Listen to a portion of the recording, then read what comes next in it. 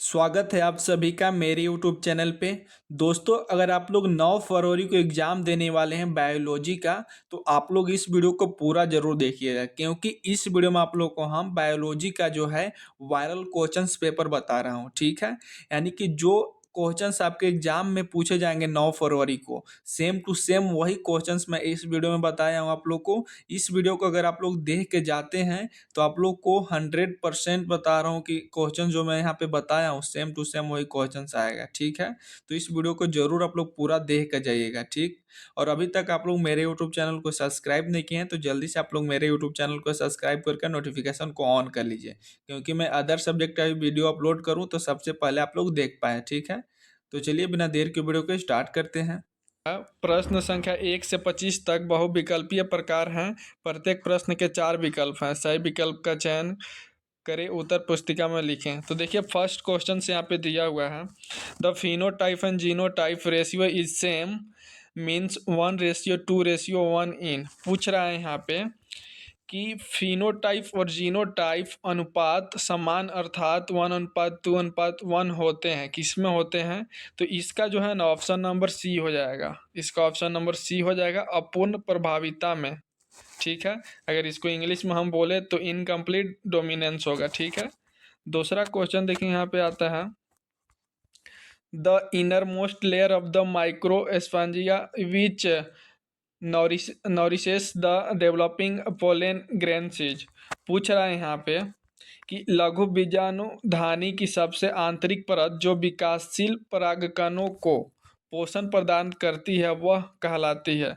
तो उसको हम लोग जो है टेपेटम कहते हैं। क्या कहते हैं? टेपेटम। तो इसका ऑप्शन नंबर सी हो जाएगा। यहाँ पे मैं आंसर को हाईलाइट कर दिया हूँ। ठीक है, तीसरा क्वेश्चन से IUD स्टैंड्स फॉर। यहाँ पे IUD का जो है यहाँ पे इसका मीनिंग पूछ रहा है, इसका फुल फॉर्म पूछ रहा है। तो इसका ऑप्शन नंबर बी हो जाएगा, इंट्रा यूट्राइन डिवाइस। ठीक है, अगर इसको हिंदी में बोलेंगे तो इसको बोलेंगे इंट्रा यूट्राइन डिवाइस। ठीक है, चौथा क्वेश्चन से यहाँ पे देखिए, which of the following is a substrate for DNA replication. यहाँ पे पूछ रहा है कि निम्नलिखित में से कौन DNA प्रतिकृति का क्रियाधार है? तो इसका ऑप्शन नंबर जो है चौथा हो जाएगा, डिऑक्सी राइबोन्यूक्लियोसाइड ट्राइफॉस्फेट। ठीक है, नेक्स्ट क्वेश्चन नंबर 5 देखिए, which of the following are homologous organs. पूछ रहा है यहाँ पे कि निम्नलिखित में से कौन सी संरचना समजात संरचना है? समजात पूछ रहा है। तो इसका ऑप्शन नंबर सी हो जाएगा। इसका ऑप्शन नंबर सी हो जाएगा, बिल्ली का पंजा और घोड़े का अग्र अंग। ठीक है, नेक्स्ट क्वेश्चन नंबर 6 देखिए, the infective stage of malarial parasite in the salivary gland of mosquito is. यहाँ पे पूछ रहा है कि मच्छर की लार ग्रंथि में मलेरिया परजीवी के संक्रामक चरण होते हैं। तो इसका ऑप्शन नंबर बी हो जाएगा। यहाँ पे मैं हाईलाइट भी कर दिया हूँ। अगला क्वेश्चन देखिए, यहाँ पे स्टेटिन्स आर प्रोड्यूस्ड बाय। पूछ रहा है यहाँ पे कि स्टेटिन किसके द्वारा उत्पादित होता है? तो इसका ऑप्शन नंबर क्या हो जाएगा? दूसरा हो जाएगा, मोनस्क परफ्यूरिक्स के बाद। ठीक है, नेक्स्ट क्वेश्चन नंबर देखिए 8 देखिए, चलिए मैं इसको हिंदी में बता देता हूँ। जनसंख्या अंतःक्रिया जिसमें एक जीव लाभान्वित होता है और दूसरा प्रभावित नहीं होता उसे कहते हैं। तो उसको हम लोग स्वभोजिता कहते हैं। इसका ऑप्शन नंबर डी हो जाएगा। ठीक है, अगला क्वेश्चन देखिए, question number 9, the cell which provides nutrition to the developing germ cell in seminiferous tubules is. पूछ रहा है यहाँ पे, वह कोशिका जो शुक्र नलिकाओं में विकासशील जनन कोशिकाओं को पोषण प्रदान करती है उसको हम लोग क्या कहते हैं? तो उसको हम लोग सर्टोली कोशिका बोलते थे। इसका ऑप्शन नंबर क्या हो जाएगा? डी हो जाएगा, सर्टोली कोशिका। Next question number 10, as compared to DNA RNA is chemically. पूछ रहा है यहाँ पे कि DNA की तुलना में रासायनिक रूप से RNA है क्या है? तो इसका ऑप्शन नंबर सी हो जाएगा, अधिक क्रियाशील एवं कम स्थिर, यानी कि more reactive and less stable. ठीक है, क्वेश्चन नंबर 11 देखिए, what is the percentage of the photosynthetically active radiation in the incident solar radiation. पूछ रहा है यहाँ पे कि आपतित और सौर विकिरण में प्रकाश संश्लेषी रूप से सक्रिय विकिरण का प्रतिशत कितना होता है। तो इसका ऑप्शन नंबर डी हो जाएगा, 2 से 10% होता है। ठीक है। नेक्स्ट क्वेश्चन नंबर 12 देखिए, the conventional method of XC2 conservation includes. पूछ रहा है यहाँ पे कि वह स्थल संरक्षण के पारंपरिक तरीकों में शामिल है, क्या शामिल है। तो इसका ऑप्शन नंबर जो है सी हो जाएगा, यानी कि बॉटनिकल गार्डन्स भी शामिल है, पुरानी उद्यान भी शामिल है। तो इसका ऑप्शन नंबर सी हो जाएगा, ए और बी दोनों। ठीक है। नेक्स्ट क्वेश्चन नंबर 13 देखिए, the polymerase chain reaction is a technique use for. तो इसका ऑप्शन नंबर क्या हो जाएगा, ए हो जाएगा, एम्प्लीफिकेशन ऑफ डीएनए। यानी कि हिंदी में अगर इसको बोले हम, तो पॉलीमरेज चेन रिएक्शन एक तकनीक है जिसका उपयोग किया जाता है, किसके लिए किया जाता है। तो इसका ऑप्शन नंबर ए हो जाएगा, डीएनए के परिवर्धन के लिए। ठीक है। नेक्स्ट क्वेश्चन नंबर 14 देखिए, एना बीना और नास्टक का उपयोग किया जाता है। एना बीना और नास्टा का उपयोग पूछ रहा है। तो इसका ऑप्शन नंबर डी हो जाएगा, जैव उर्वरक के रूप में। ठीक है। नेक्स्ट क्वेश्चन नंबर 15 है, the part of the gynoecium that determine that compatible nature of pollen is. पूछ रहा है यहाँ पे, स्त्री केसर का वह भाग जो पराग के अनुकूल प्रकृति का निर्धारण करता है वह कहलाता है। तो उसको हम लोग जो है वर्ती काग्र बोलते हैं। तो इसका ऑप्शन नंबर ए हो जाएगा। ठीक है। नेक्स्ट क्वेश्चन नंबर देखिए 16, which of the following is a test cross. यहाँ पे पूछ रहा है निम्नलिखित में से कौन जो है टेस्ट कोरोस है। तो इसका ऑप्शन नंबर जो है डी हो जाएगा। ठीक है। वही यहाँ पे बोला कि निम्न में से कौन सा परीक्षण संकरण है। तो इसका ऑप्शन नंबर डी हो जाएगा। नेक्स्ट है question number 17, human chronic gonna gonadotropin is secreted bye. पूछ रहा है यहाँ पे कि मानव जरायु गोनेडोट्रोपिन स्रावित होता है, किससे स्रावित होता है। तो इसका ऑप्शन नंबर बी हो जाएगा, अपरा द्वारा। ठीक है। नेक्स्ट क्वेश्चन नंबर 18 देखिए, incomplete dominance is observe in. तो इसका ऑप्शन नंबर बी हो जाएगा। हिंदी वालों के लिए देखिए बोला जा रहा है कि अपूर्ण प्रभाविता पाया जाता है, किसमें पाया जाता है। तो इसका ऑप्शन नंबर बी हो जाएगा, स्नैपड्रैगन में। ठीक है। नेक्स्ट क्वेश्चन नंबर 19 देखिए, which of the following are three codons which results in the termination of polypeptide chain synthesis. तो इसका ऑप्शन नंबर ए हो जाएगा। ठीक है। हिंदी वालों के लिए, निम्नलिखित में से कौन तीन कूट हैं जो पॉलीपेप्टाइड श्रृंखला के संश्लेषण का समापन करता है। तो इसका ऑप्शन नंबर क्या हो जाएगा, ए हो जाएगा।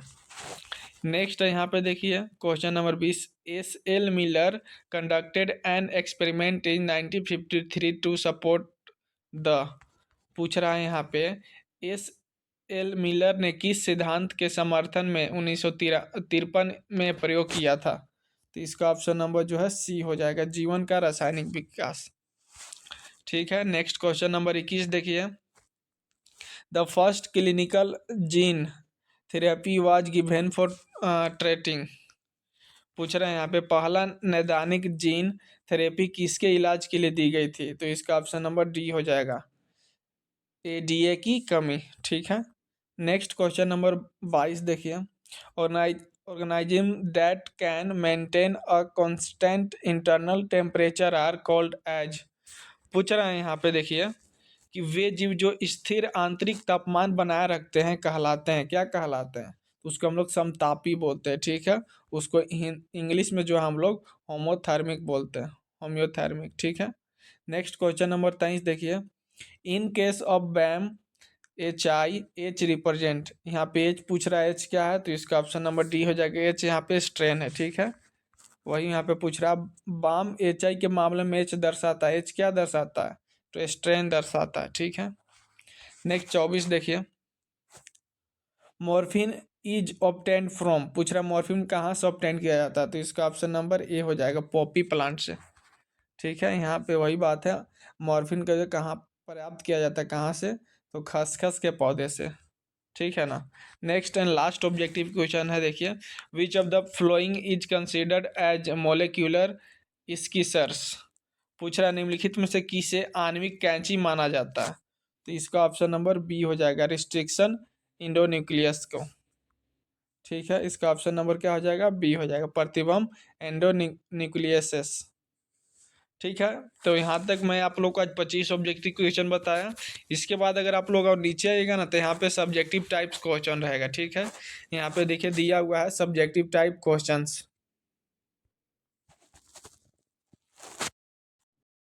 सब्जेक्टिव टाइप्स क्वेश्चन कहने का मतलब कि अब आपको जो है यहाँ पे देखिए एक नंबर यहाँ पे क्वेश्चन दिया हुआ है। यहाँ पे देखिए बोला गया है आंसर एनी 7 क्वेश्चंस, यानी कि यहाँ पे देखिए 9 क्वेश्चंस यहाँ पे दिया हुआ रहेगा। टोटल 9 क्वेश्चंस में से आपको टोटल 7 क्वेश्चंस ही बनाना है, और प्रत्येक क्वेश्चंस का मार्क्स 1 नंबर का रहेगा। ठीक है, और उसको जो है वेरी शॉर्ट आंसर टाइप है, यहाँ पे देखिए लिखा हुआ है वेरी शॉर्ट आंसर टाइप, यानी कि आपको एक लाइन में इसका आंसर लिख देना होगा। तो चलिए मैं बताता हूँ इसको। तो इसके बाद यहाँ पे पूछा है क्वेश्चन नंबर 26, देखिए, who discover the first antibiotic, name the antibiotic. पूछ रहा है प्रथम एंटीबायोटिक की खोज किसने किया था, और एंटीबायोटिक का नाम पूछ रहा है। तो जो प्रथम एंटीबायोटिक खोज किए थे वो थे अलेक्जेंडर फ्लेमिंग। ठीक है, अलेक्जेंडर फ्लेमिंग थे, और जो एंटीबायोटिक का नाम था उसको पेनिसिलिन बोलते हैं हम लोग। क्या बोलते हैं, पेनिसिलिन। ठीक है, पेनिसिलिन। ठीक है, नेक्स्ट क्वेश्चन नंबर आगे बढ़ते हैं। एक लाइन में इसका आंसर देना था जो मैं दे दिया। नेक्स्ट है 27 यहाँ पे, would you consider the wings of a butterfly and a bat as homologous of analogous. पूछ रहा है आप तितली और चमगादड़ के पंखों को समझाते या समरूप मानेंगे। तो हम जो है उसको समरूप मानेंगे। ठीक है, क्या मानेंगे, समरूप। यही पूछ रहा है कि आप तितली और चमगादड़ के पंखों को क्या मानेंगे, समझाते या समरूप। तो मैं समरूप मानूंगा, और इसका आंसर हो जाएगा वही समरूप। नेक्स्ट क्वेश्चन नंबर 28 देखिए, name of two most biodiversity rich zones of India. पूछ रहा है भारत के 2 सर्वाधिक जैव विविधता संपन्न क्षेत्रों का नाम बताइए। तो इसमें फर्स्ट हो गया द वेस्टर्न घाट्स, दूसरा हो गया द ईस्टर्न हिमालय। ठीक है, इसके आंसर आप लोग लिख लीजिएगा। ठीक है ना। नेक्स्ट क्वेश्चन नंबर 29 देखिए, एक हीमोफीलिया से पीड़ित पुरुष सामान्य होमोजाइगस महिला से विवाह करता है, तो उनकी बेटी की हीमोफीलिया से पीड़ित होने की प्रतिशत संभावना क्या है। तो उसका प्रतिशत जो संभावना है वो 0% नहीं होगा। ठीक है, नेक्स्ट क्वेश्चन नंबर 30 देखिए, name any two method of vectorless gene transfer. पूछ रहे हैं यहाँ पे वेक्टर रहित जीन स्थानांतरण की कोई 2 विधियाँ पूछ रहा है। तो फर्स्ट जो विधियाँ है वो माइक्रो इंजेक्शन है, और दूसरा जो है बायोलिस्टिक है। ठीक है, 2 विधि यहाँ पे पूछा था, 2 विधि में आप लोग को बता दिया। नेक्स्ट क्वेश्चन नंबर 31 देखिए, what does S shape the pattern of population growth represent.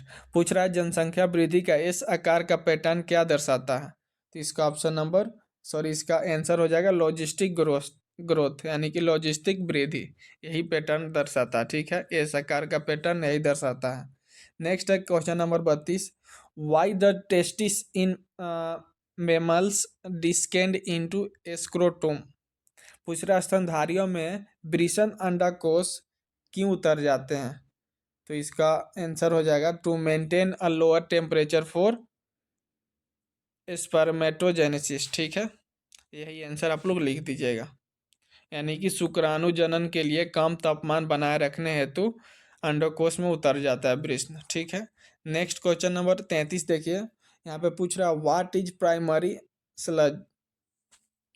पूछता है, तो यहाँ पे इसका आंसर होगा सॉलिड वेस्ट है, waste collected during primary sewage treatment, इसी को हम लोग बोलते हैं प्राइमरी स्लज। नेक्स्ट है question number 34, name the type of cells that produce बायोडीज। पूछ रहा है एंटीबॉडी उत्पन्न करने वाली कोशिकाओं के प्रकार का नाम बताइए। तो उसको हम लोग जो है बी प्लाज्मा सेल बोलते हैं। ठीक है, बी प्लाज्मा सेल, या उसको प्लाज्मा बी सेल बोलते हैं। तो यही इसका आंसर हो गया। ठीक है, तो यहाँ पे जो है short type very short time जो क्वेश्चन था वो ख़त्म हो गया। अब नेक्स्ट आता है शॉर्ट आंसर टाइप क्वेश्चंस, यानी कि इसको हम लोग बोलते हैं 3 नंबरिया, ठीक है। तो यहाँ पे 3 नंबर्स का क्वेश्चन दिया हुआ है, जो कि 6, यहाँ पे 8 क्वेश्चन दिया हुआ रहेगा, जिसमें कि 8 में से आपको सिर्फ और सिर्फ 6 क्वेश्चंस को बनाना है। तो प्रत्येक क्वेश्चंस का मार्क्स 3 नंबर रहेगा। तो उसको जो है 150 शब्दों में लिखना है, ठीक है। तो थोड़ा 2 से 5 लाइन के आसपास इसको लिखिएगा तो आपको 3 मार्क्स मिल जाएगा। तो यहाँ पे देखिए क्वेश्चन दे दिया गया है। मैं यहाँ पे आंसर नहीं दिया हूँ क्योंकि वीडियो लॉन्ग हो जाएगी, इसलिए मैं यहाँ पे आप लोगों को क्वेश्चन दे दिया हूँ। आप लोग इसका खुद से आंसर कर लीजिएगा। अगर जो लोग नहीं कर पाते हैं तो आप लोग कमेंट कीजिएगा, मैं इसका एक स्पेशल वीडियो बना के अपलोड कर दूंगा, ठीक है। तो यहाँ पे क्वेश्चन नंबर 35 दिया हुआ है, आप लोग इसको नोट्स कर लीजिएगा। यहाँ पे मादक ड्रग्स क्या है, किन्हीं 2 उदाहरण एवं उनके बुरे प्रभाव को लिखने के लिए बोला है। Question number 35। नेक्स्ट क्वेश्चन आते हैं, इसका भी आप लोग आंसर लिख लीजिएगा। यहाँ पे आप लोग इसका स्क्रीनशॉट ले लीजिए या वीडियो पॉज करके जो है क्वेश्चंस को लिख लीजिए। नेक्स्ट मैं क्वेश्चन अभी दिखाते जा रहा हूँ आप लोग को। नेक्स्ट यहाँ पे दिए गए चित्र में ए बी और सी की पहचान करना है। यहाँ पे चित्र देखिए दिया हुआ है, इस चित्र को देख करके पहचान करना है कि ए का क्या नाम है, बी का क्या नाम है और सी का क्या नाम है, ठीक है। नेक्स्ट क्वेश्चन नंबर 38 देखिए, differentiate between gene therapy and gene cloning cloning पूछ रहा है। जीन थेरेपी और जीन क्लोनिंग के बीच अंतर बताना है, ठीक है। नेक्स्ट क्वेश्चन नंबर 39 देखिए, right the full form of the flowing. यहाँ पे फुल फॉर्म पूछ रहा है, आईवीएफ का फुल फॉर्म क्या होता है, ठीक है। एमटीपी का फुल फॉर्म क्या होता है, एसटीडी का फुल फॉर्म क्या होता है, यहाँ पे आप लोग लिख दीजिएगा। नेक्स्ट क्वेश्चन नंबर 40 है, काई प्रोटीन क्या है, उस जीव का नाम बताइए जो इन्हें उत्पन्न करता है। अलग अलग तरीके से लिखे गए क्राई और क्राई का क्या दर्शाता है, तो यहाँ पे इसका आंसर आप लोग लिख दीजिएगा। नेक्स्ट क्वेश्चन नंबर 41 देखिए, जैव भूगोल को परिभाषित करें, विकास के पक्ष में जैव भौगोलिक साक्ष्य का एक उदाहरण दीजिए, ठीक है, दे दीजिएगा आप लोग।